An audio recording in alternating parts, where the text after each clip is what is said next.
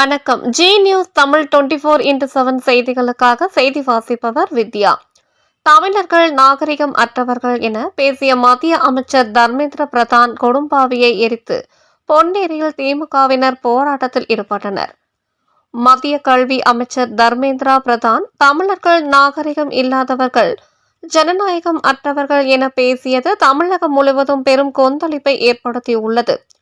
இந்நிலையில் திருவள்ளூர் மாவட்டம் பொன்னேரியில் தமிழர்கள் குறித்து அவதூறு கருத்தை தெரிவித்த மத்திய கல்வி அமைச்சர் தர்மேந்திர பிரதானை கண்டித்தும் தேசிய ஒருமைப்பாட்டிற்கு எதிராக பேசிய மத்திய அமைச்சரை உடனடியாக பதவி நீக்கம் செய்ய வலியுறுத்தியும் திமுகவினர் திருவள்ளூர் கிழக்கு மாவட்ட பொறுப்பாளர் MSK ரமேஷ் ராஜ் தலைமையில் ஊர்வலமாக சென்றனர். இதன் பின்னர் இங்குள்ள BSNL அலுவலகத்தை முற்றுகையிட்டு கண்டன ஆர்ப்பாட்டத்தில் ஈடுபட்டனர்.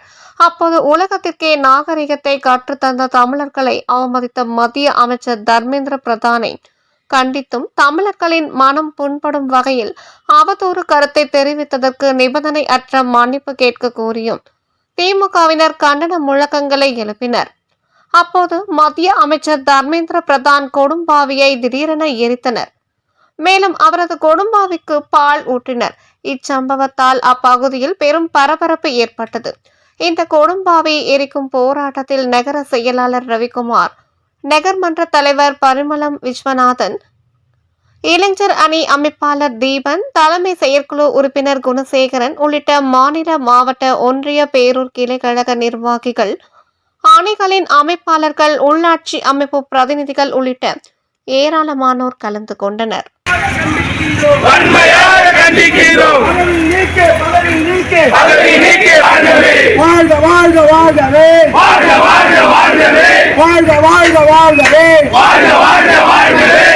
தளபதி வாழ்கவே. விடமாட்டோம் தமிழர்கள் நாங்கள் விடமாட்டோம். கண்டிக்கின்றோம்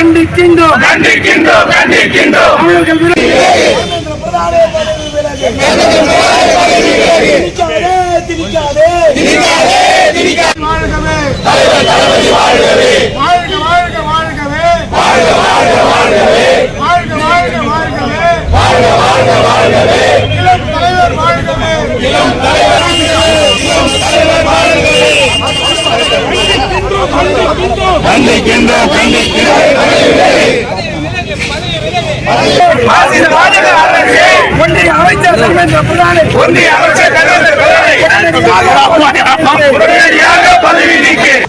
தமிழ்நாடு